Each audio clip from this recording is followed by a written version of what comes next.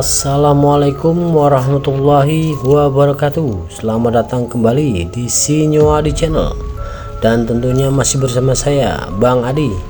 Apa kabar kalian semua? Semoga baik-baik saja, sehat badannya, dilimpahkan rezekinya, dan dihindarkan dari segala mara bahaya.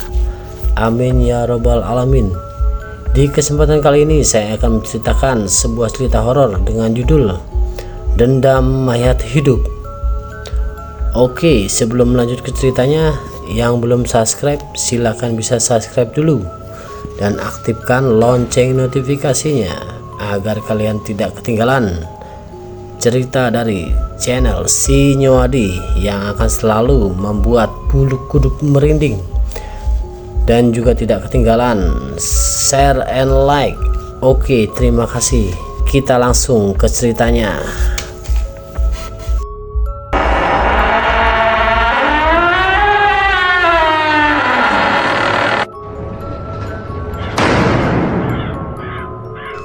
Jebol perutnya si Yanto itu, jebol. Akhirnya di dalam perut si Yanto ditarik semua, dibrojol, keluarlah usus jantung apa yang di dalam perut si Yanto itu berhamburan keluar, ditarik sama si tangan Yanti. Si Yanto kesakitan meregang, akhirnya matilah seketika itu si Yanto. Akhirnya tinggal satu lagi. Akhirnya dikejarlah si Bram itu. Ternyata udah azan itu, udah azan subuh berkumandang, Allahu Akbar. Nah, akhirnya Yanti balik lagi, karena kan di dalam tubuhnya si Yanti itu ada jin, nggak kuat lah. Akhirnya balik lagi ke rumah mbahnya itu, sebut saja Mbah Roso. Baliklah ke rumah Mbah Roso. Akhirnya si Yanti berbaring ke rumah Mbah Roso, dan si Bram itu pulang ke rumahnya dengan wajah pucat, takut lah segala macamnya, dan menggedor pintu. Bu, Pak, tolong Bu. Ini dibuka. Loh, kamu Bram dari mana aja? Baru pulang subuh, kenapa wajah pucat kamu, kenapa? Bu, Pak, aku dikejar-kejar setan, Pak. Setan kamu ini loh. Benar Pak, Bu, itu loh, Bu. Teman aku loh, sampai mati 2 orang itu, si Yanur sama Rahman. Ya bener kamu, Bu. Kalau nggak percaya Ibu samperin ke sana. Udah kamu tidur. Kasih air putih sama ibu bapaknya, udah tenang. Akhirnya si Bram tidur. Keesokan harinya dapat kabar itu, dari kabar dari surau, innalillahi wa inna ilaihi rajiun, telah meninggal yang Bapak Yanto bin A dan Rahman bin B. Akhirnya dapat kabar itu, percayalah bapak dan ibunya si Bram. Dan dilihatlah jasadnya si Rahman dan si Yanto itu mengenaskan lah di rumahnya masing-masing. Akhirnya bapaknya si Bram bingung, mau gimana ini caranya biar terhindar si Bram dari amukan seperti ini, orang makhluk halus. Tapi si Bram di situ nggak mengaku Yanti yang Yanti yang membunuh si Yanto dan Rohman, dan si Bram awal mulanya membunuh si Yanti, nggak ngaku lah. Akhirnya gimana ini, akhirnya mencari orang pintar lah, bapaknya si Bram. Pas kemalaman harinya, orang pintar itu ada 4 lah, dan Braduil pula ketemu sama si Yanti di tengah persawahan itu, ketemu, dan tetaplah si Yanti itu dibantu sama mbahnya itu, tetaplah dukun itu kalah lah, empat dukun itu kalah, tepar, mati lah langsung. Dan keesokan harinya bapaknya si Bram bingung lagi, 4 dukun kok bisa kalah sama Yanti ya, sampai mati, apa kalah ya sampai mati, apa nih harusnya nih. Akhirnya bingung, dan pas malam Jumat Kliwon itu si Bram lagi nongkrong lah di depan rumah teras. Dia nggak berani lah nongkrong di persawahan, soalnya teman-temannya udah pada mati ya. Nongkrong depan teras, dia minum sebotol minuman keras sebotol, walaupun depan rumah dia tetap minum lah buat ngilangin stresnya dia. Apa yang aku harus lakukan ini untuk menghindari serangan mayat si Yanti? Aku takut apa harus keluar kota ya. Akhirnya dia punya inisiatif mau keluar kota besok. Tapi malam itu juga si Yanti mendatangi si Bram dengan nada yang menyeramkan.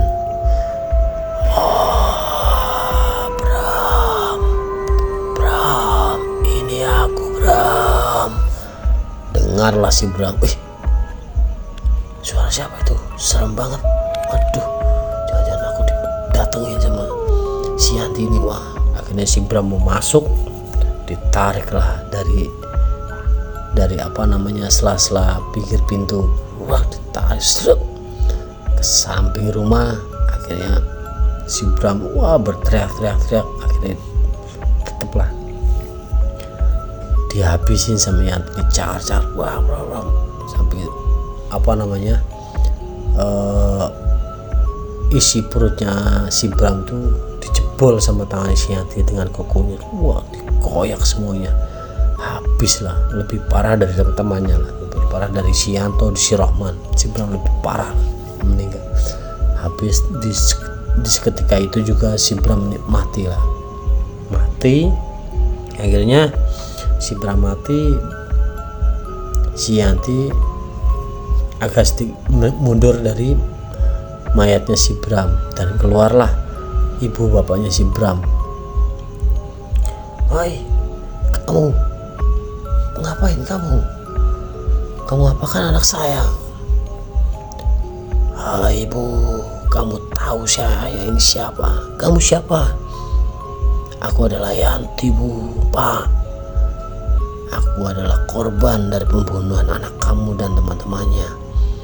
Aku diperkosa, aku dipukul sampai habis. Aku dendam sama anakmu. Akhirnya gak mungkin anakku membunuh kamu, gak mungkin. Kamu kalau gak percaya, lihat besok. Lihat besok. Ragaku ada di pinggiran sawah karena pembunuhan itu." Akhirnya, persetan kamu, setan, kata orang tuanya. Akhirnya orang tuanya si Yanti itu menghilang dari kegelapan malam, melangkah seperti zombie lah itu, tapi langkahnya cepat. Akhirnya bapaknya menangis sama ibu yang menangis melihat si Bram seperti itu. Terkoyak badannya, habis mati dengan mata melotot, lidah menjulur, dengan tangannya kaku, badan kaku, ususnya semua keluar dari tubuhnya. Akhirnya dimasukkan dan dipanggilkan warga lah untuk membersihkan mayat si Bram ini, bersihkan semuanya. Dan kebesokan harinya gosip itu menyebar pada warga. Anaknya juragan kok matinya seperti itu ya, sama seperti Yanto sama Rohman. Itu tiga-tiganya emang suka mabuk bareng, matinya bisa seperti itu ya, kok bebarengan ya, sehari 2 hari itu. Pertama Yanto, kedua Rohman, dan yang terakhir ini Bram. Aduh, ada apa ini ya? Akhirnya setelah semuanya dikubur, Bram dikubur, bapaknya si Bram dan ibunya manggil Ustadz ternama lah di situ, dari luar desa manggil. Dan Ustadz itu juga punya ilmu lebih lah untuk melihat penerawangan dunia gaib dan melihat ada Yanti lah di persawahan itu pinggirnya. Dan Pak Ustadz itu didampingi warga, ada berapa warga lah, sama bapak ibunya si Bram. Dan Pak Ustadz itu bilang, "Siapa kamu?" "Aku Yanti, Pak Ustadz, aku Yanti." "Kamu kenapa kok bisa membunuh 3 orang sekaligus? Permasalahannya apa?" "Kalau Pak Ustadz ingin tahu, aku mati dibunuh sama si Bram, Yanto dan Rohman. Aku diperkosa, aku dipukuli sampai mati, habis badanku dipukuli sama mereka. Tapi Pak Ustadz harus ingat, aku belum mati, aku masih hidup. Inilah ragaku." "Astagfirullahaladzim," kata Pak Ustadz seperti itu. "Ingat, kamu sudah mati Yanti. Duniamu sudah berbeda. Segala sesuatunya pasrahkan kepada Allah SWT untuk membalas segala kejahatan, bukan kamu seorang. Diam kamu Pak Ustadz, kamu gak tahu apa, kamu gak tahu sakitnya aku meninggalkan anak semata wayang. Kasihan dia. Aku sudah memohon sama mereka bertiga, tapi mereka tidak mau mengiyakan permohonanku. Makanya aku dendam." "Baiklah, kalau memang itu dendam kamu sudah terbalaskan. 3-tiganya sudah mati, sudah meninggal. Terus sekarang kamu mau apa?" "Aku mau pulang Pak Ustadz, aku mau pulang.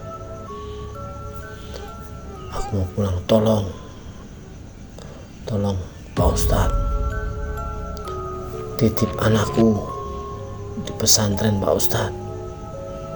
Didik dia dengan baik." "Baiklah kalau emang itu maumu. Dan satu lagi Pak Ustadz, datanglah ke desa ini, temui Mbah ini untuk melihat aku di sana terakhir kalinya." Akhirnya, "Baik, itu akan aku lakukan." Dan setelah itu si Yanti pergilah ke semak-semak di persawahan itu dan menghilang. Akhirnya Pak Ustadz berunding sama orang tuanya si Bram. "Beginilah yang aku lihat Bapak Ibu. Anak Bapak sama Ibu sudah menghabisi seorang janda, anak satu, diperkosa, dipukuli sampai habis wajahnya. Yang aku lihat seperti itu. Dan dia menuntut balas dan terlaksanalah dendam dia, namanya Yanti." "Loh, Yanti janda anak satu tuh?" "Ya benar Bu, Bapak. Yanti anak si janda anak satu itu. Dia menitip pesan ke saya, tolong anaknya dimasukkan ke pesantren ke saya, di pondok pesantren saya. Dan tolong tengok dirinya di rumah Mbah yang ada di desa itu." Terus bapaknya ibunya bilang, "Astagfirullahaladzim, kenapa anakku bisa seperti itu ya, melukai seorang janda sampai seperti itu.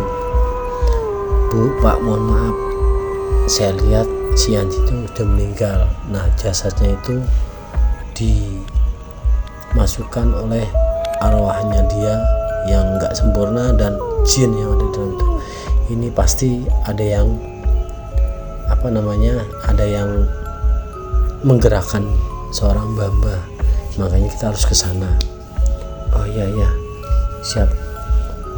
Untuk menebus kesalahan dosa-dosa anak saya akan membantu Pak Ustadz. Akhirnya bergegaslah ke rumah mbahnya itu, dan mbahnya itu bilang, pas Pak Ustadz dan orang tuanya Bram ke rumah mbahnya itu,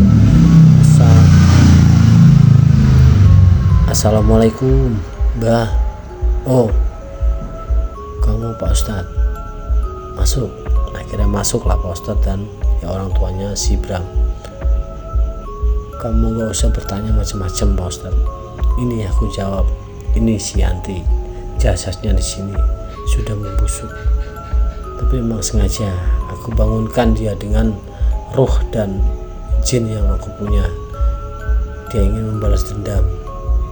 Kasihan dia semata wayang punya anak satu janda, ditinggal orang tua dan suaminya disakiti sama orang lain, yaitu namanya si Bram Yanto dan Rahman. Bapaknya si Bram sama ibunya Bram menunduk lah, malu gitu. Dan tolong sempurnakan mayat jasadnya si Yanti untuk bisa dikebumikan. Baik Mbah, akan saya sempurnakan segala sesuatu untuk dikebumikan, tapi tolong keluarkan jin dan ruhnya si Yanti ini untuk bisa kembali ke sisinya. Baik, yang penting semuanya sudah selesai, dendam si Yanti sudah terbalas, saya akan lepaskanlah semuanya. Set, akhirnya si Yanti, bau busuk di tubuh Yanti itu akhirnya dibalut dengan kain putih dan dibawalah sama Pak Ustadz sama warga yang berapa orang itu, dibawa ke rumahnya si Yanti, dan anaknya ya nggak tahu sampai nangis lah, melihatnya nangis itu, walaupun masih kecil dia udah SD lah, kelas 6 udah paham lah. Akhirnya semua kebutuhan untuk penguburan Yanti selesai, dikuburkan Yanti, dan sesuai permintaan si Yanti itu anaknya Yanti dimasukkan ke pesantren di Pak Ustadz yang punya pondok itu. Dan untuk permintaan maaf, bapaknya ibunya si Bram mau mengurusi anaknya si Yanti dan dijadikan anak angkat bapak ibunya si Bram itu.